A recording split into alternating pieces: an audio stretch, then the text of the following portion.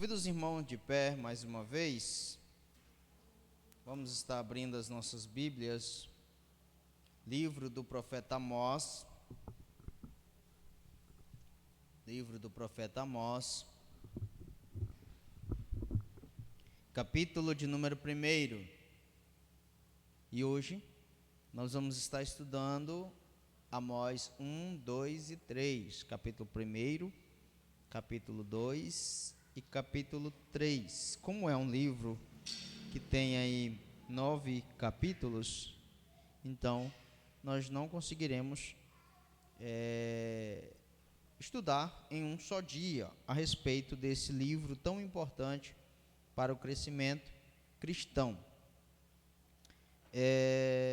Amós capítulo de número 1 diz assim a palavra do Senhor: as palavras de Amós, que estava entre os pastores de Tecoa, as quais viu a respeito de Israel, nos dias de Uzias, rei de Judá, e nos dias de Jeroboão, filho de Joás, rei de Israel, 2 anos antes do terremoto. Ele disse: o Senhor bramará de Sião e de Jerusalém, fará ouvir a sua voz. Os prados dos pastores prantearão e secar-se-á o cume do Carmelo.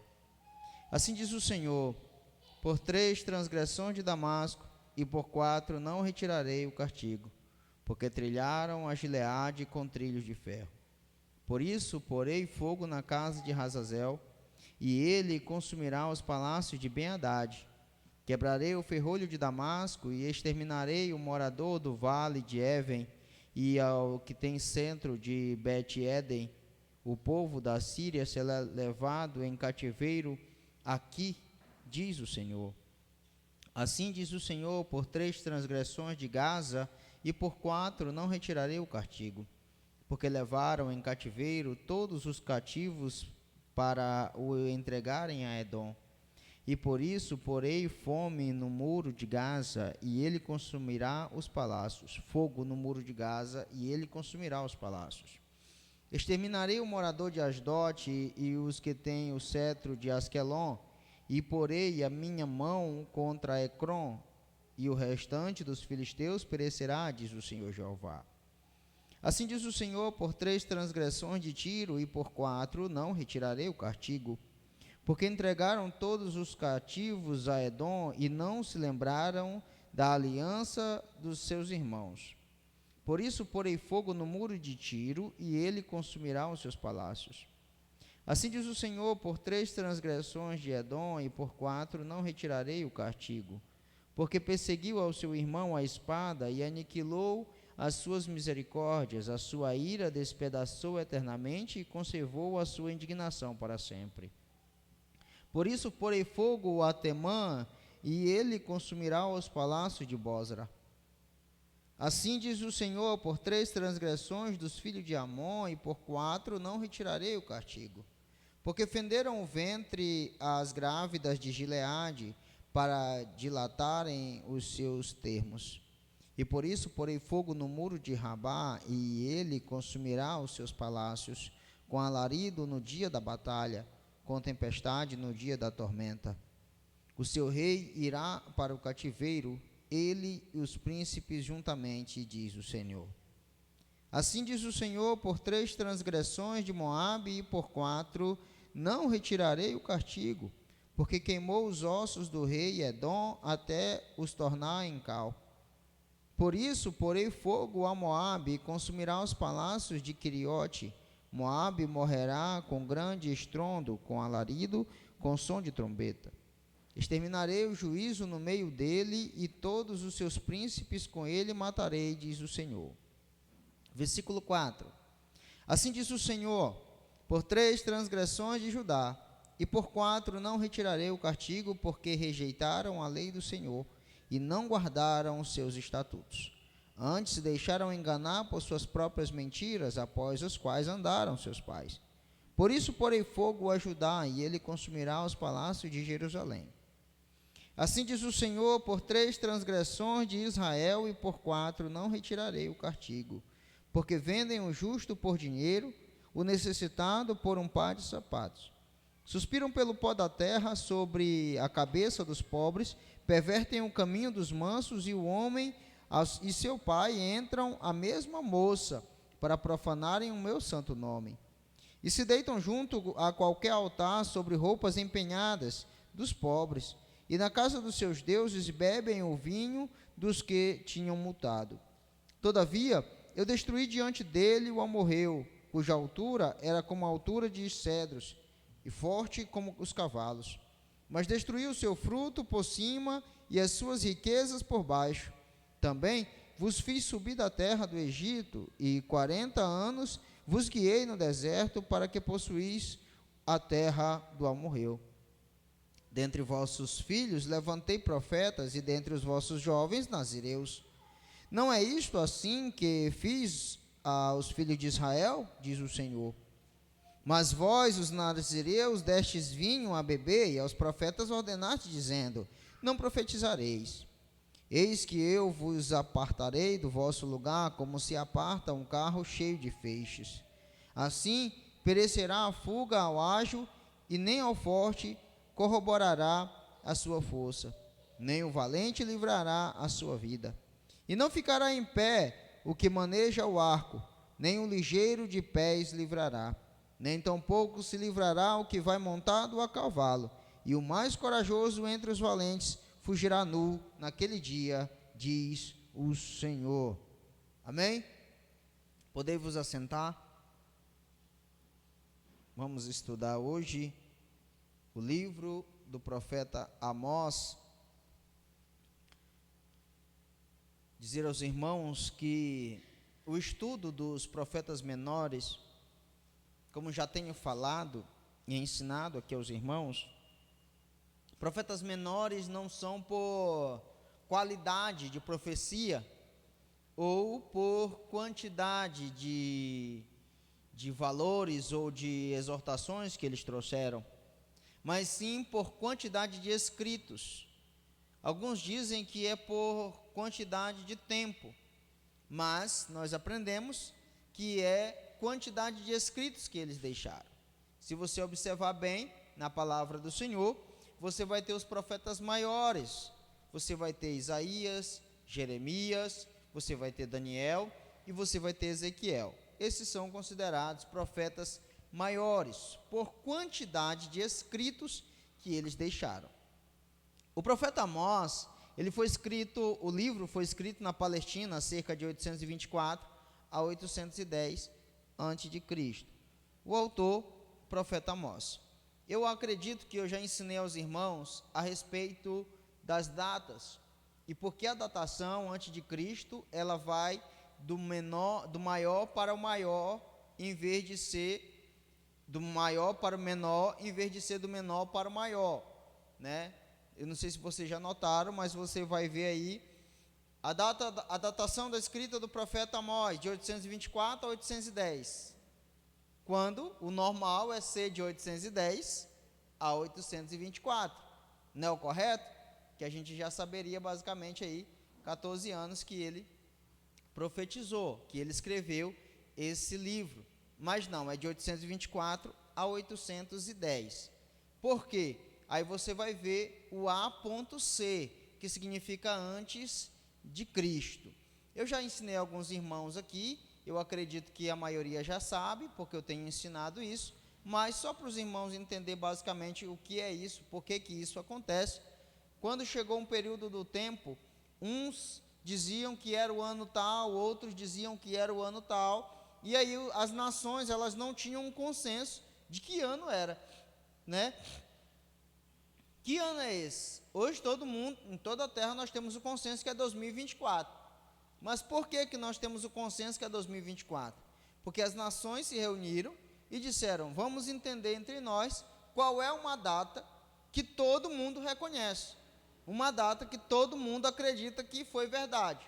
Aí colocaram o nascimento de Jesus Cristo. Todo mundo acredita que o nascimento de Jesus Cristo foi naquela data, então zeraram o cronômetro do mundo, zeraram a datação do mundo, de Cristo para trás, ficou do maior para o menor, e assim zerando até chegar em Jesus Cristo.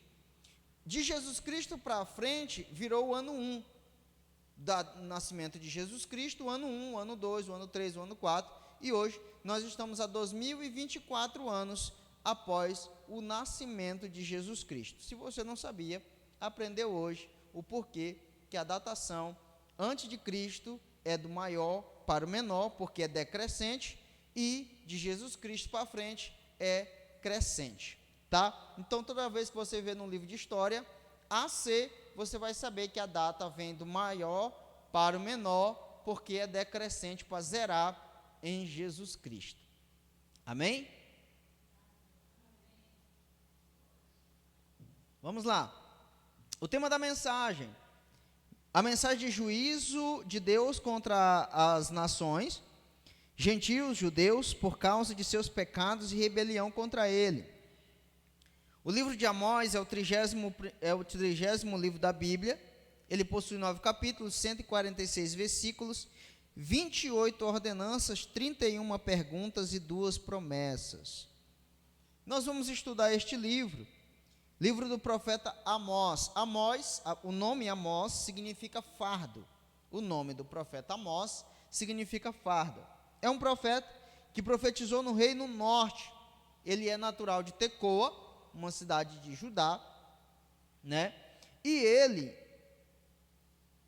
é pastor por profissão. Ele é pastor por profissão. Alguns dizem que ele também era plantador de sicômoros. Então ele trabalhava tanto na área da pecuária quanto na área da agricultura. Essa era a área que o profeta Amós trabalhava.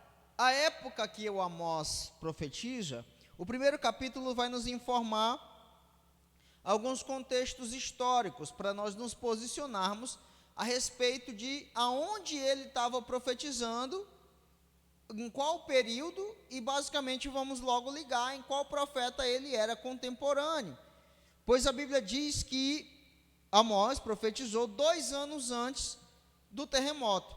Mas ele também dá uma dica muito importante: nos dias de Uzias, rei de Judá, e nos dias de Jeroboão, filho de Joás, rei de Israel, 2 anos antes do terremoto. Como assim, pastor? Por que ele usa o terremoto? O terremoto, ele foi uma marca histórica em Israel, naquele povo, naquela época, porque não era comum ter terremoto, e quando aconteceu um terremoto, todo mundo sabia o ano que aconteceu o terremoto. Vou dar um exemplo. 2020 e 2021 e 2022 foram um ano da Covid-19. Todo mundo vai lembrar, quando alguém falar, olha, lembra da época do Covid? Aí todo mundo vai saber mais ou menos de que data a pessoa está falando, porque foi um marco histórico. Toda a terra parou, todo mundo parou por causa do Covid-19. Então, seja aqui, seja nos Estados Unidos, seja onde for, quando falar na época do Covid, todo mundo vai lembrar que época foi, porque todo mundo foi afetado pelo Covid-19. Mas ele dá uma dica muito histórica, muito importante. Ele diz na época do rei Uzias. Ele profetizou na época em que o rei Uzias governava Judá e o rei Jeroboão, filho de Joás, governava Israel. Isso aqui nos dá um contexto muito histórico, porque Uzias, ele é o rei que governava na mesma época que o profeta Isaías profetizou a Judá. Então, se você for ver no livro do profeta Isaías, vai estar lá escrito: no ano em que morreu o rei Uzias, eu vi o Senhor. Isaías também coloca um contexto histórico, dizendo: quando acabou o reinado de Uzias, foi nessa época que eu vi ao Senhor. Amós faz a mesma coisa. Ele diz: enquanto Uzias reinava, eu profetizei estas coisas. Então, o contexto histórico ali de Israel e de Judá, eu digo Israel e Judá para os irmãos entender os hebreus e os judeus, para os irmãos saber diferenciar o reino norte e o reino sul, que com um pouquinho aqui nós vamos explicar mais ou menos o que é o reino norte e o que é o reino sul.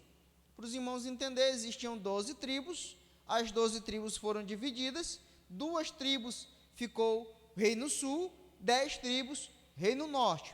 Reino norte chamava Israel, reino sul chamava Judá. Então, toda vez que você vê uma profecia, que Deus diz, para ti, ó Judá, ele está falando com o reino sul, para ti, ó Israel, ele está falando com o reino norte. Então, é bom a gente dividir e separar isso. Quando ele fala de Israel, quem invadiu Israel foi o governo da Assíria, que nós vamos estudar aqui.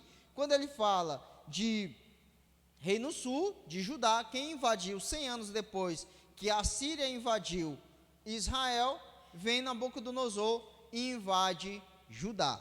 Só para a gente entender basicamente do que ele está falando e qual tempo que ele está profetizando. Então, antes dessas invasões, existiam dois reinos, reino sul e reino norte. Reino norte, Israel, reino sul, Judá e Benjamim, que eram chamados ali de judeus.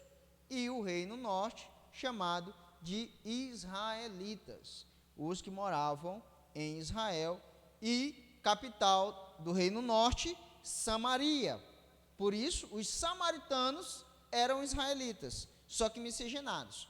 Às vezes a pessoa diz, Jesus foi falar com uma estrangeira. Não, ele não foi falar com uma estrangeira, ele foi falar com uma samaritana. Samaritano é todo aquele que nasce em Samaria, capital de Israel. Capital de Israel.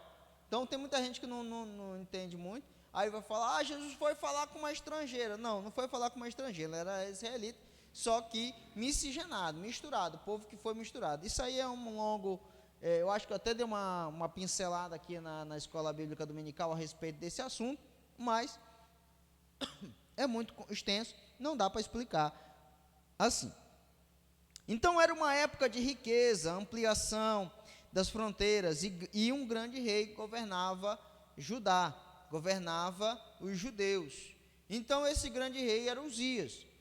Os irmãos lembram o dia que eu trouxe um estudo aqui a respeito de Uzias. O que Uzias fez? Foi tão tremendo que Uzias, eu digo que Uzias ele foi só abaixo de Salomão. Fora ele, o maior rei de Israel foi Uzias, o mais poderoso, o mais conquistador, o mais rico, o que teve o exército mais forte, o que inventou armas, foi Uzias. Então o reino de Israel, ele estava passando por um momento de glória. Tanto Israel quanto Judá estavam em um momento de ascensão. E a Bíblia vai nos informar sobre esse terremoto. Esse terremoto ele tem um contexto histórico. Veja comigo em Zacarias capítulo 14, versículo 5. Só para a gente ver que a Bíblia cita duas vezes sobre esse terremoto. Zacarias capítulo 14, versículo 5. Se alguém encontrar, levanta a mão e vamos estar juntos lendo e aprendendo da palavra do Senhor.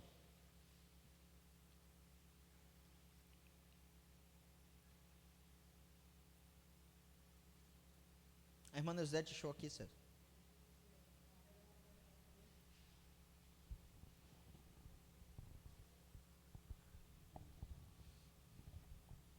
Doze, 5, né? Isso. Cadê Jesus? Aqui. E fugireis pelo vale dos meus montes, porque o vale dos montes chegará até a Israel. E fugireis assim como fugiste do terremoto dos dias de Uzias, rei de Judá. Então virá o Senhor, meu Deus, e todos os santos comigo, ó Senhor. Amém? Então, um contexto histórico. Todo mundo sabia que no reinado do rei Uzias, na época do rei Uzias, houve um grande terremoto. Então, ele dá um exemplo, vai dizer assim, vocês vão fugir igual vocês fugiram no dia do grande terremoto. Então, é um contexto histórico. Amós fala disso. Zacarias também fala a respeito desse terremoto. No versículo 2 do primeiro capítulo, ele diz, o Senhor bramará de Sião e de Jerusalém fará ouvir a sua voz. Aqui, eu não sei se na sua versão vai estar bramará, pode estar rugirá. Aqui ele retrata Jesus, ou Deus, como um leão. E ele diz, o Senhor vai rugir. E quando ele fala que o Senhor vai rugir de Sião e de Jerusalém fará ouvir a sua voz, ele está profetizando para o reino norte, porque ele vem para profetizar de Israel, ele vem do reino sul, Judá, para profetizar no reino norte. É sempre bom a gente saber diferenciar para quem o profeta está profetizando. Quando você olha para a Bíblia, sempre você vai ter algumas informações no texto, no livro, nas profecias, para quem o profeta está profetizando, se é para Judá ou se é para Israel. Aqui ele diz que Deus rugirá de Sião, e todos os povos ouvirão a sua voz. Então ele está aqui comparando Deus a um leão. Nós vamos falar mais disso um pouco mais para frente, que vai voltar a usar essa expressão comparando Deus a um leão. Então vamos guardar um pouco para aquele tempo. Amós, ele é muito inteligente, muito esperto. Paulo, ele usa a mesma estratégia no livro dos Romanos. Se você for ver o livro dos Romanos, a carta de Paulo aos Romanos, você vai ter aí um levantamento do que era que Paulo pregava, qual é o evangelho que Paulo pregava. Ele faz como que quem faz uma carta demonstrando, olha, o que eu prego é isso aqui. A verdade do que eu prego, o evangelho que eu prego é esse aqui. E se você for ver, ele vai falar ali que os romanos pecaram, ele vai falar ali que os outros povos pecaram, que as outras nações pecaram, e depois ele vai falar com os judeus. Aí ele diz, os judeus também pecaram, aí ele entra, todos pecaram e destituídos estão da glória de Deus. Então ele começa não atacando diretamente aquele com quem ele quer falar. Ele ataca primeiro os outros povos e depois ele ataca diretamente a quem ele quer alcançar. Da mesma forma, Amós faz. Ele diz, olha do versículo 3 e versículo 5, ele vai falar sobre Damasco.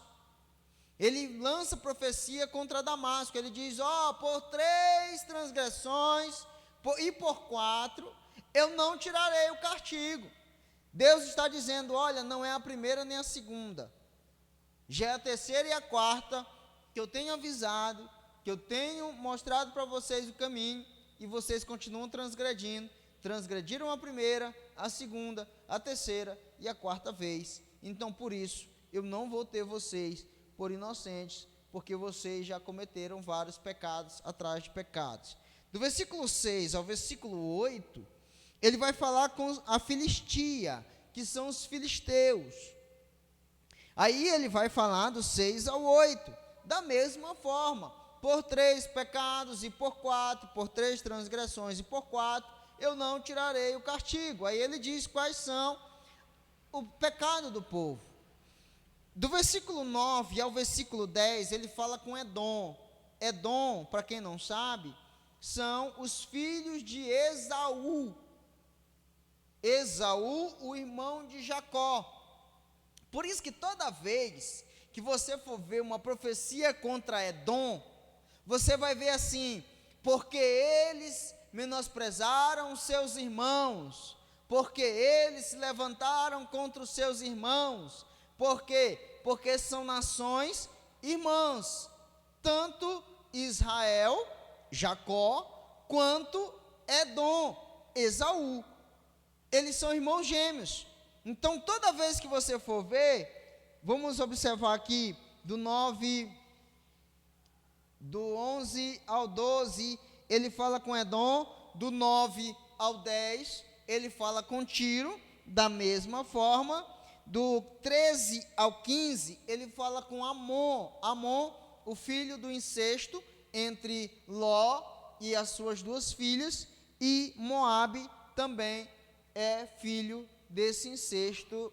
Essa nação também recebe a condenação de Deus.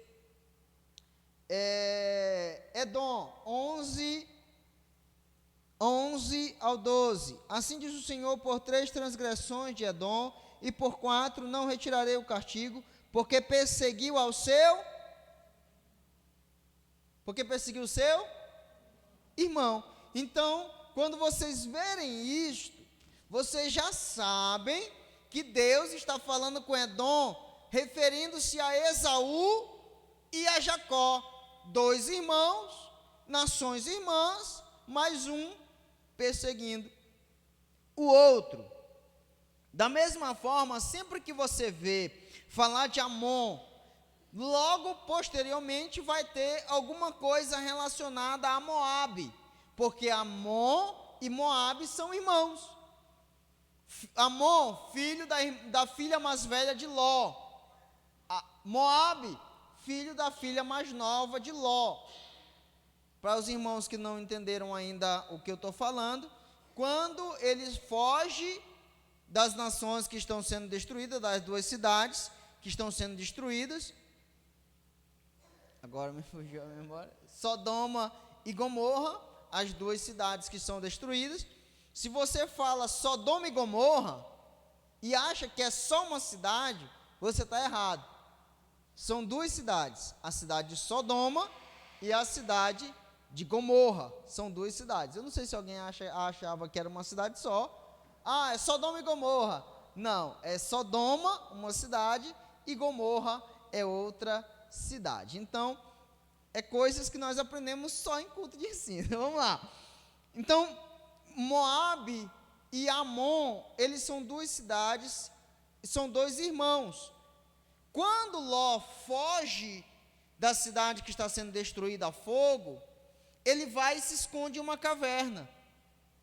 As filhas de Ló, achando que Deus destruiu toda a terra, ela diz uma outra: olha, se a gente não deitar com nosso pai, nós não teremos filhos, porque toda a humanidade foi destruída, né? Aí ela fala: vamos embebedar o nosso pai, a gente embebeda ele, eu me deito com ele hoje e tu te deita com ele amanhã. E assim elas fizeram, embebedaram o pai, nasceu Amon.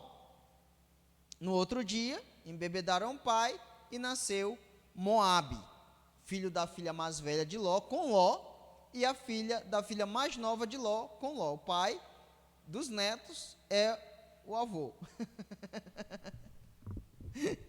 São netos e avô, mesmo, netos e filhos ao mesmo tempo. Então, sempre vai ter essa conexão. Amon e Moabe, eles são irmãos, sempre você vai ver eles juntos. Então, você vai ver aí que agora, só agora no capítulo 2, é que ele começa a falar com quem ele quer falar.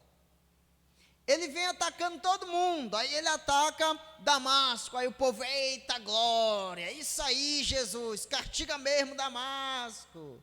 Aí ele ataca a Filistia: é isso aí Jesus, arrebenta com esse povo, são desobedientes mesmo. Aí ele ataca Tiro: é isso aí Jesus, arrebenta. Edom, é isso aí, nossos irmãos são assim mesmo, se levantaram contra nós. Aí ele ataca Amon: é isso aí Deus. Moabe, aí vem aquele que diz assim: fala Deus. Não tem?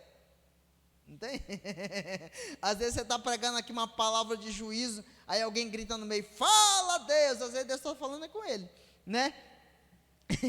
Aí vem contra Judá. Quando Deus começa a falar contra Judá, eu imagino que o povo já começa a baixar a euforia, porque aquele que estava dizendo: fala Deus, aí quando começa a mexer com ele, no pecado dele, ele já começa a diminuir o tom, começa: é Jesus, fala mesmo Jesus. Quando é com outro, aí é bênção, né? Está batendo em outro, mas quando bate nele, é outra situação. Então do capítulo 2, do versículo 4 ao 5, ele vai falar com Judá, e olha o que ele diz a Judá: assim diz o Senhor, por 3 transgressões de Judá, e por 4 não retirarei o castigo, porque rejeitaram a lei do Senhor, e não guardaram os seus estatutos, antes deixaram enganar por suas próprias mentiras, após quais andaram seus pais. Por isso porei fogo a Judá, e ele consumirá os palácios de Jerusalém. Tá? Então, geralmente, Deus vai falar o nome da cidade, o nome do país ali, e vai falar a capital. que ele vai destruir. Então, no caso, ele fala de Judá e fala que vai destruir a capital, Jerusalém. Quando Deus fala com as outras nações, Deus está dizendo, olha, eles pecaram, porque desobedeceram a lei natural que tem dentro dele. Todo homem tem uma lei moral. Qual é a lei moral? Por que existe a lei moral e a lei escrita? Para os irmãos entenderem. Se você chegar numa tribo indígena, lá, matar vai ser errado, roubar vai ser errado, desejar a mulher do próximo vai ser errado. Então essas coisas, quem que ensinou para eles? Às vezes eles nunca pegaram a Bíblia para ler, mas essa é uma lei moral. Na moral de todo homem, tirar a vida do próximo é errado. Então Deus está condenando as outras nações pela lei moral, por desobedecer a lei moral. Mas quando ele fala com Judá, olha o que ele diz assim, porque vocês rejeitaram a lei do Senhor. Os irmãos entenderam? Não é uma lei moral, não é algo que o próprio homem sentiu que é errado. Eles estão rejeitando uma lei que Deus escreveu. Então ele está dizendo, o povo lá errou, mas eles erraram contra a lei moral, vocês não, vocês pecaram contra mim, porque eu coloquei essa lei sobre vocês. E também, aí ele entra para falar com Israel, que é o objetivo principal da profecia de Amós, falar diretamente com Israel, e é sobre isso que nós queremos falar. Aí você pensa, pastor, o senhor falou tudo isso e agora que o senhor vai começar a pregar? Sim, eu estava dando um contexto histórico para vocês entenderem do que é que eu vou falar. Né? Então, aí ele começa, versículo 6, do capítulo 2. Assim diz o Senhor, por 3 transgressões de Israel, olha que ele diz Israel, e no versículo 4 ele fala Judá. Lembra que eu falei reino norte e reino sul? Israel, reino norte, o rei Jeroboão. Judá, reino sul, o rei Uzias. Abaixa um pouquinho, estava bom daquele jeito que estava.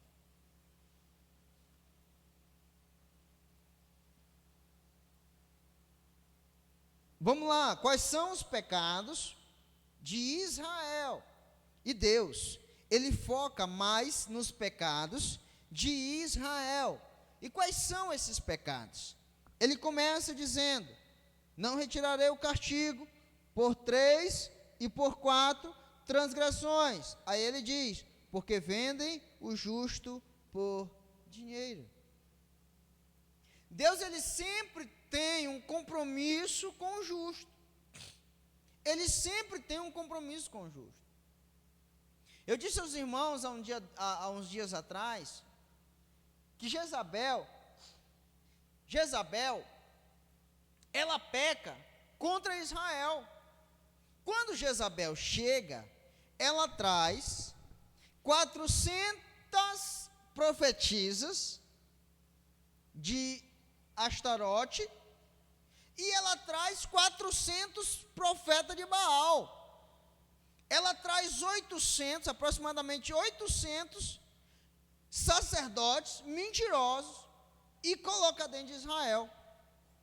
Ela traz para dentro de Israel a adoração a Baal. Nunca foi adorado tanto Baal dentro de Israel quanto na época em que Jezabel governou, porque o seu marido, Acabe, era só um laranjo, uma testa de ferro. Quem governava era Jezabel. E Deus permitiu tudo aquilo, até o dia em que ela arruma um jeito para matar Nabote.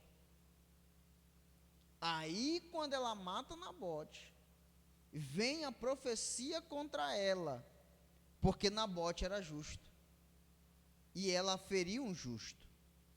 Ela já tinha matado vários profetas, o que ela não tinha matado, ela tinha comprado.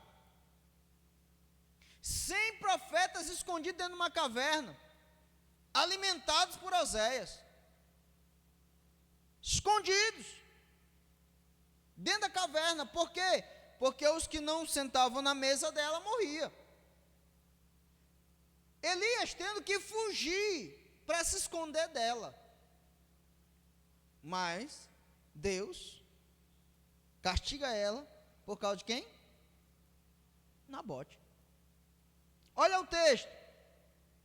Porque vocês vendem o justo por dinheiro e o necessitado por um par de sapato.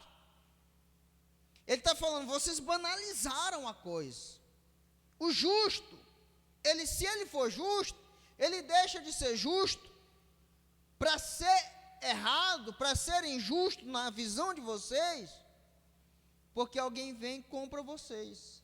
Olha, o fulano de tal, ele está certo, mas eu vou te pagar um dinheirinho aqui, e você diz que eu estou certo, que ele está errado. E aí, a justiça se inverte. É igual advogado de porta de cadeia, né?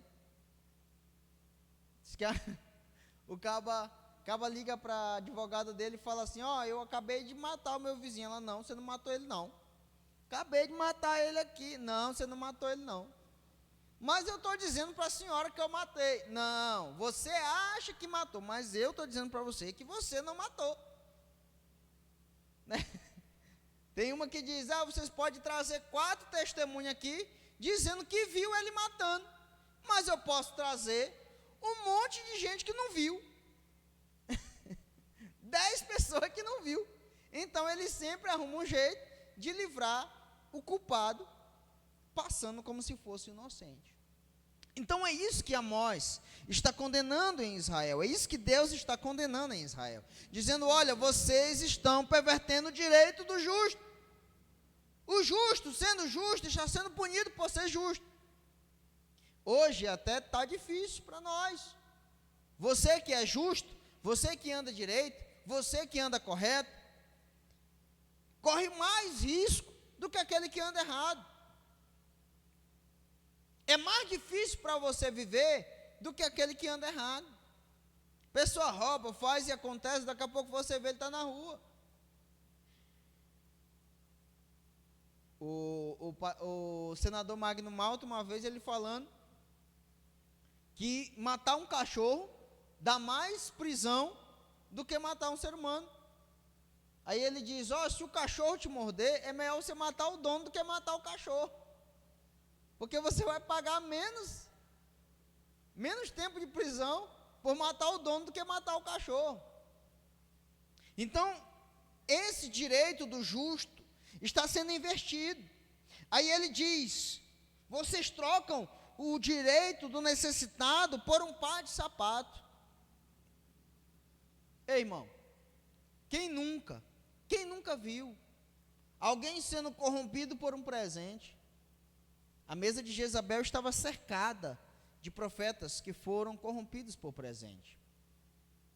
Você acha que o pecado, agora me fugiu da mente o nome dele,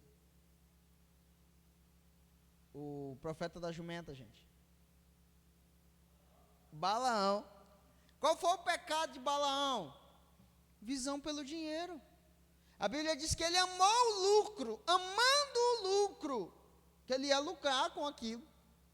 E tem muita gente que hoje é assim, o que eu vou lucrar com isso? Não, se eu te ajudar, o que eu vou lucrar? O que eu vou ganhar? Hoje, tem gente que vende o voto. Vende o voto como? Eu comprei aí um negocinho para você, te dei uma cesta básica, você vota em mim. Voto. Não é assim que está hoje? Quando a pessoa vai falar com o candidato, a primeira coisa que ele pergunta, o que eu vou ganhar com isso, te votando em você? Ele não pergunta o que o país vai ganhar, o que a cidade vai ganhar, o que a sociedade vai ganhar você, colocando você lá. Não, ele diz, o que eu vou ganhar com isso? E é por isso que a política está do jeito que está, porque quem tem mais dinheiro ganha as eleições. Então é isso que está sendo julgado aqui. Pervertem o caminho dos mansos. No versículo 7, ele diz, suspiram pelo pó da terra, sobre a cabeça dos pobres, pervertem o caminho dos mansos, e um homem, aí ele entra no outro pecado. Mas vamos falar sobre perverter o caminho dos mansos. Se você olhar lá em Provérbios 9, que nós falamos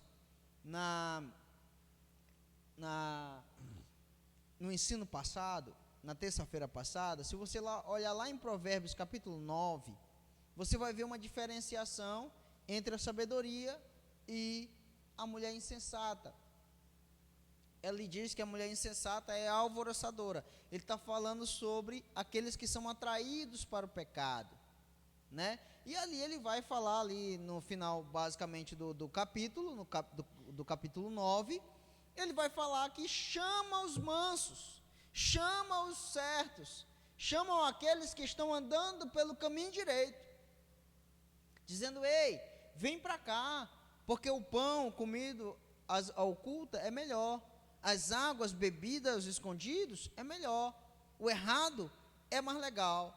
Ou você nunca ouviu isso? Por que a coisa errada é mais gostosa? Por que fazer as coisas escondidas é melhor? Todo mundo já ouviu isso. Então é isso que está escrito ali: vem para cá, porque comer o pão às ocultas, beber águas escondidas é melhor. Ele está condenando isso. Aqui eles estão dizendo: ei, você que perverte o caminho do reto, aquele que está andando direito, você será condenado. Muitos pastores, atenção para o que eu vou dizer, muitos pastores serão condenados ao inferno, porque estão guiando o seu povo pelo caminho errado. Não, eu vou ajeitar aqui, eu vou abrir uma exceção ali, eu vou fazer isso e aquilo, para você se sentir bem aqui. Eu vou abrir mão disso e daquilo, desse e daquele preceito, desse e daquela lei, para você se sentir melhor, para você se sentir bem recebido. E aí eles vão abrindo mão aqui, abrindo mão ali, abrindo mão aqui, abrindo mão ali. Quando ele vê, eles não sabem mais nem quem são. Não sabe quem são. Então, quando nós entendemos isto, entendemos o que é estar diante de Deus em retidão e entender que você precisa ser justo, sendo a pessoa rica ou ela pobre, você tem que ser justo. Hoje, muitos dizem: o fulano de tal me deu um carro 0 quilômetro. Agora ele pode pintar e bordar dentro da igreja que eu não falo nada. O fulano de tal, o dízimo dele é alto. Então eu não posso mexer com ele. Né? Não é o que está acontecendo? É ou não é? Está acontecendo na nossa época. Então, Amós poderia pregar contra essa geração. Mas vamos seguindo, para a gente falar de tudo. Aí ele entra num pecado mais grave. O pai e o filho deitam com a mesma moça. Olha o que diz o texto. Pervertem o caminho dos mansos, e um homem e seu pai entram a mesma moça, para profanarem o meu santo nome. Existia uma lei em Israel, que o pai e o filho não poderiam deitar com a mesma mulher. Está escrito na lei de Deus, que o pai e o filho não poderiam deitar com a mesma mulher. Se você for ver Jacó teve 12 filhos. Quem é o primogênito? Judá. E por que Judá não recebeu a linhagem real? Judá. O filho mais velho é Rúben. Isso, Rúben. Por que Rúben não recebe a linhagem real, e sim Judá? Por que ele não recebe a linhagem real? Porque ele se deitou com a esposa de seu pai. Então ele perde E aí vem os outros dois. Por que eles não são? Porque eles são sanguinários. Depois que os homens tiraram o prepúcio, tudo, eles foi lá e matou todo mundo, porque violentaram Tamar, sua irmã. Aí vem e entra Judá, e Judá assume a posição, e por isso é que a linhagem de Cristo vem de Judá. Então tudo isso é proibido por lei. Lembra que Deus está falando, porque vocês rejeitaram a minha lei? Por isso, porque o filho e o pai não poderiam deitar com a mesma mulher. E Deus vai falando mais. E se deitam em roupas empenhadas. Isso aqui é interessante da gente ver no versículo 8, que se você abrir a sua Bíblia lá em Deuteronômio capítulo 24, versículo 10 e 13, alguém abre aí para mim. Deuteronômio capítulo 24, versículo 10 ao 13. A paz do Senhor para a igreja, amém? Amém. Versículo 10. Uhum. Quando emprestares alguma coisa ao teu próximo, não entrarás em sua casa para lhe tirar o penhor. 11. Até o 13. Tá. Fora ficarás, e o homem a quem emprestaste te trará para o penhor, trará fora o penhor. Porém, se for homem pobre, não te deitarás com o seu penhor. Em seu penhor, e se pondo o sol, sem falta lhe restituirás o penhor, para que durma na sua roupa, e te abençoe. E isto te será a justiça diante do Senhor teu Deus. Amém? Irmãos, aqui é uma lei sobre o penhor. O que é a lei sobre o penhor? Se você recebe algo, uma capa do pobre, ele diz, olha, eu quero empenhorar essa capa, e depois eu venho buscar ela antes de escurecer. Aí a Bíblia diz que você não pode segurar, mesmo que a pessoa não pague, você não pode segurar a capa, para que o pobre não morra de frio, porque ele morrendo de frio, ele passando frio à noite, ele vai te amaldiçoar. Aquele maldito não me deu a minha capa, moço, eu querendo vir para casa, dormir quentinho, e o cabo ficou com a minha capa, né? Aí ele diz, para que ele te abençoe. Quando ele se embrulhar quentinho, ele vai dizer, rapaz, ainda bem que o fulano me devolveu minha capa, mesmo não tendo condição de pagar o penhor que eu fiz, porque senão eu ia morrer de frio aqui essa noite. Então, essa é o pecado que o povo comete. Irmão, vocês viram que Deus sai de um pecado gravíssimo. Alguém diz que não tem pecadinho nem pecadão, né? Mas na lei é a mesma coisa, né? Se você infringe a lei, sendo uma lei simples, ou uma lei que você infringe uma lei considerada grande, é tudo infração da lei, né? Tem as condenações mais diferentes, mas é tudo errado, é tudo infração da lei. Mas você vê que Deus, ele pega um pecado que ele proíbe do pai e o filho possuir a mesma mulher, e ele vai para um pecado em que o caba, se ele não devolvesse a capa do pobre, ele já estava pecando. É por isso que eu digo aos irmãos, que muitas das vezes, nós estamos, como diz a Bíblia, coando o mosquito, engolindo o camelo. Você sabia disso? A gente come o mosquito e engole o camelo.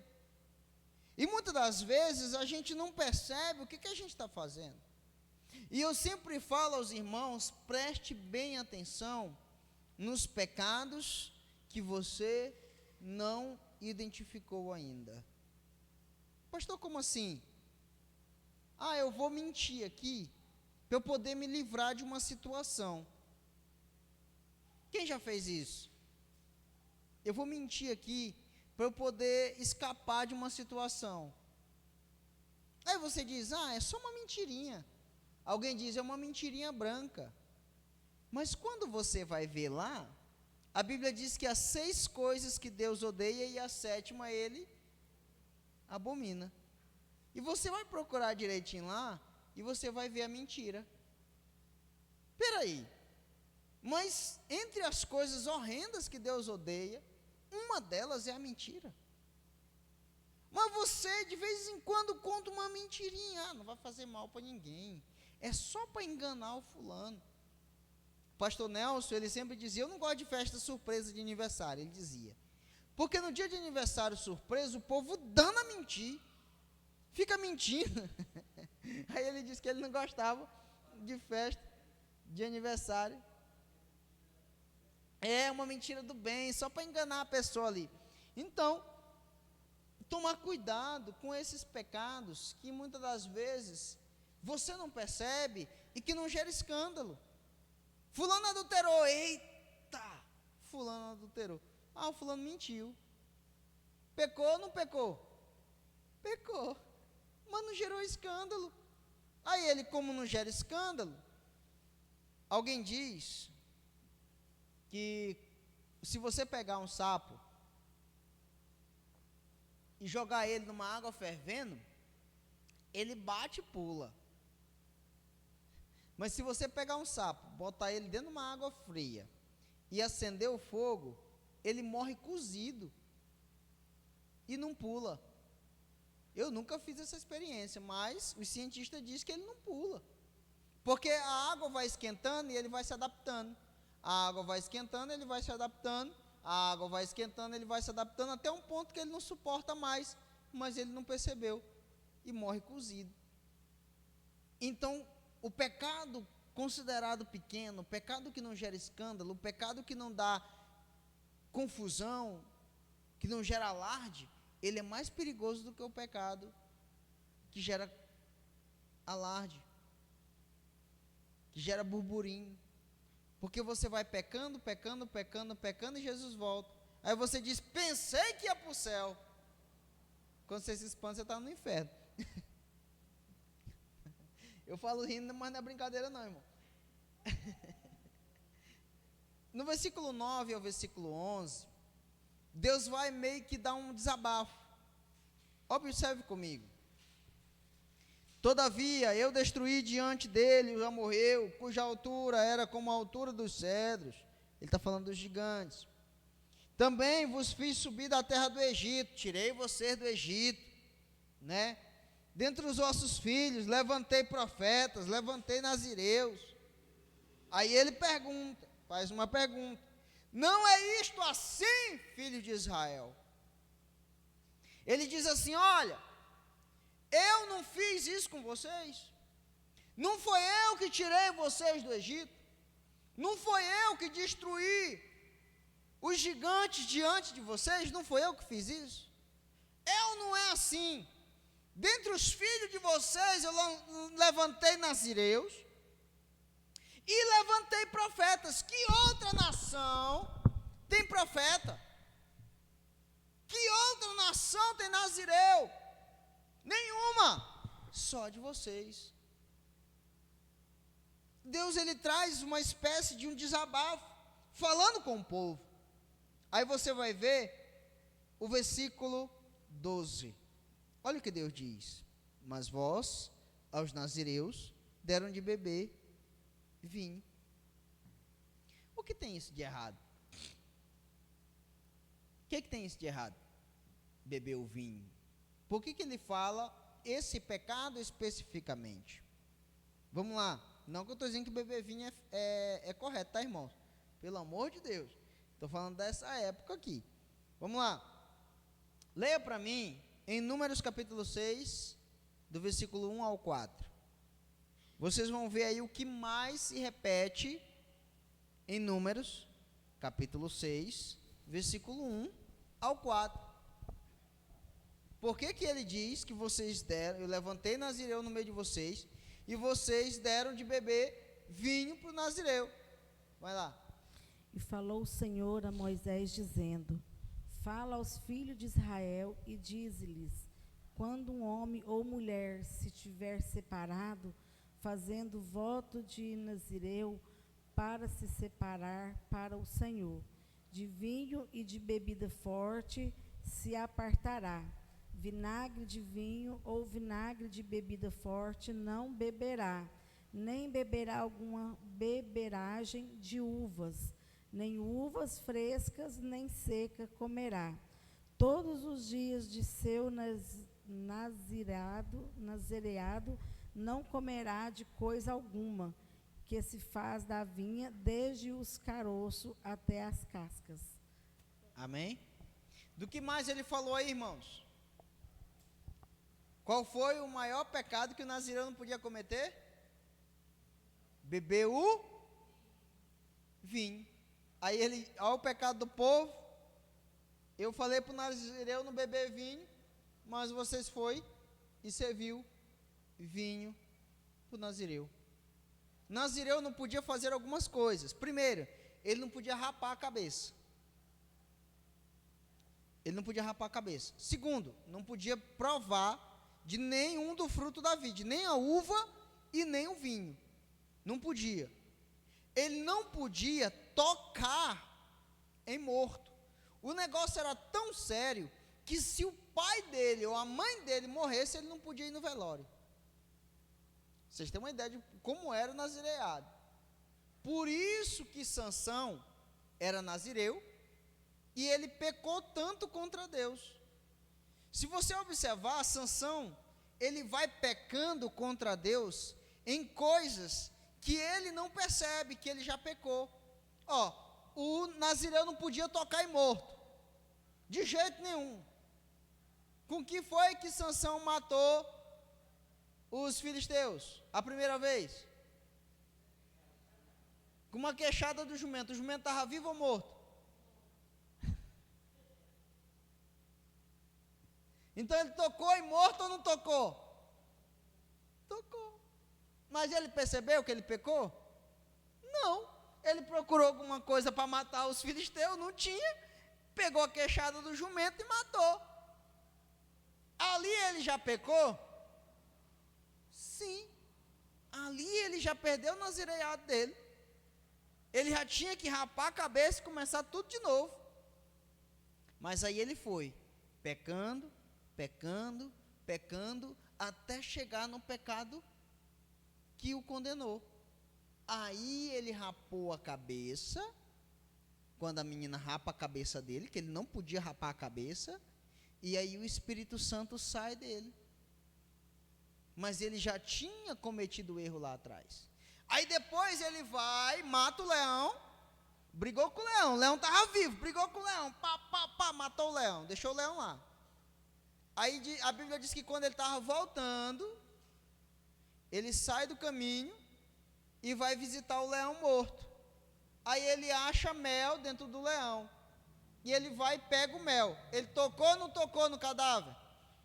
De novo tocou no cadáver. Então ele foi pecando, pecando, pecando, pecando. E Deus está dizendo aqui para o povo: vocês cometeram grandes pecados, pecados que ofenderam minha honra, mas vocês também cometeram coisas simples que vocês poderiam ter guardado. Mas vocês não fizeram caso de nada, nem as coisas simples e nem as coisas grandes. Vocês não ligaram. Vocês se perverteram por inteiro. Por isso que ele diz: por 3 transgressões, e por 4, eu não tirarei o castigo. Não adianta vir dizer: Senhor, perdoa. Não, por 3 e por 4 eu não tirarei o castigo. Amém? Ixi, Jesus dos crentes. Eu falei que nós ia até o 3, eu acho que nós vamos ficar até o 2. Na próxima a gente fala mais sobre. Aí ele vem e fala sobre o profeta.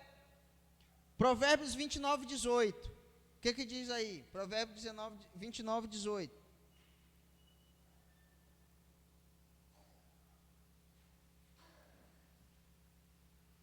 Provérbios 29, 18. Não havendo profecia, o povo se corrompe, mas o que guarda a lei, esse é bem-aventurado. Então o povo, eles cometeram um pecado contra duas classes. Qual foi a primeira classe? O nazireu. O nazireu não podia tomar vinho, e eles disseram, olha, vai lá, toma vinho. Ah, mas Deus disse que eu não posso. Moça, isso é conversa. Toma aí para tu ver tanto que é bom. Irmão, tem gente que peca e nem vê. Mas você quer ver um pecado grande? Alguns mundanos, eles têm um costume de enganar crente. O crente está ali num churrasco, está tomando refrigerante. Aí ele vem, pega numa lata de refrigerante, enche de cerveja e dá para o crente. Para o crente pensar que é refrigerante e tomar. Aí ele começa a rir, não sabendo ele que ele está cometendo um grande pecado. Pervertendo o caminho do justo. Enganando o justo.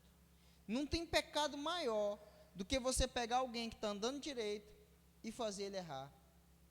Não tem pecado maior. Então aí ele vai falar, para a gente começar a terminar, não, nós vamos terminar. De nada valerá a velocidade e a força. Vamos para o versículo aí. Ele vai falar do 14 ao 16. Assim perecerá a fuga do ágil, nem o forte corroborará a sua força, nem o valente livrará a sua vida. Ele está dizendo, não adianta se você tiver de cavalo, não adianta se você, eu sou ligeiro demais, se vir, eu estou esperto. Eu lembro sempre do meu irmão mais novo, ele é adotivo, e eu lembro sempre que ele era muito imperativo, aprontava demais, igual eu, só que eu aprontava menos do que ele, né? E um dia, ele estava enchendo o cálice da ira do meu pai. Meu pai é muito tranquilo, é difícil estressar ele, mas ele estava conseguindo encher o cálice da ira do meu pai. E o meu pai falou, olha, eu vou te bater. Ele olhou para o meu pai e falou assim, eu corro para o quintal. Ele pensou, o velho gordinho, eu magrinho e ligeiro, ele não me alcança. Aí ele continuou aprontando. Quando meu pai levantou e ele, perna para que te quero, correu. E meu pai engatou correndo atrás dele. Quando ele foi olhar para trás, pensando que o velho estava longe, o velho já estava agarrando no gogó. Eu sempre uso esse exemplo para dizer que muitas das vezes nós pensamos que nós estamos abafando. E Deus só está dando corda. Ele diz, olha, na hora que eu puxar a corda, tu fica esperto. Aí você diz, não, mas eu sou um grande pregador. Nada pode acontecer. Não, mas eu sou um grande pastor. Nada me afetará. Não, mas eu tenho anos e anos de crente. Nada me derrubará. E Deus está dizendo, presta atenção, que o inimigo está ao teu lado e ele quer te matar. E Deus vai dando corda. E a gente vai, um pecadinho aqui, um pecadinho ali, um pecadinho aqui, ninguém percebeu, um pecadinho ali, ninguém viu, um pecadinho aqui, ninguém está vendo, um pecadinho ali, ninguém notou, e vai. Daqui a pouco a bomba estoura e você está bem no meio do furacão. Esses dias eu vi um desabafo, para terminar, de uma pregadora, que ela se dizia arrependida de ter traído o marido dela. E ela não traiu só uma vez. Provavelmente não, né? E o porquê que agora ela estava vindo nas redes sociais pedir perdão e dizer que ela estava arrependida de ter traído o marido dela? Porque todo mundo descobriu, deu repercussão, todo mundo ficou sabendo, e agora ela vem pedir perdão. Ela está arrependida, irmãos? Não. Ela está com remorso porque todo mundo descobriu. Porque se ela tivesse arrependido, ela tinha se arrependido na primeira vez. Porque arrependimento é mudança de direção. Eu vi também um pregador que ele caiu. E aí descobriram. Ele veio pedir perdão também. E eu sempre digo, irmão, perdoar é a nossa obrigação. Mas o povo não pensa que a gente é besta. Porque o povo diz, de repente eu caí. Não, você caiu há muito tempo. Você só consumou o fato que você já estava caído. Há muito tempo. Você só estava ensaiando e preparando. A Bíblia mesmo diz, eu já ensinei aqui aos irmãos o caminho do pecado. A gente olha, com os olhos a gente deseja, e a gente concebe aquele pecado e a mente começa a maquinar. Como é que eu vou fazer?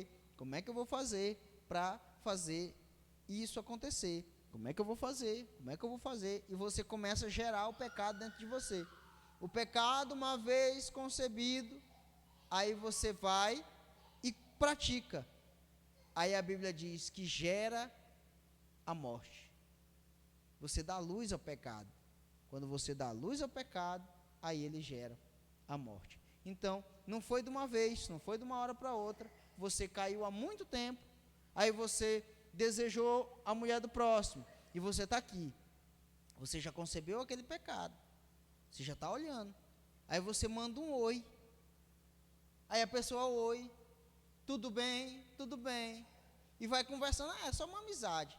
Daqui a pouco te achei linda. Obrigado. Há muito tempo meu marido não fala isso para mim. Aí você vai, vamos sair para tomar um sorvete. Aí sai para tomar um sorvete, do sorvete motel, do motel, cai, gerou de repente, pastor, eu estava lá no motel com ela, aí eu caí, de repente, já tem muito tempo que está acontecendo pecado, é isso que eu estou falando para os irmãos. Coloque de pé. Na próxima terça-feira, nós daremos sequência a este estudo do livro de Amós.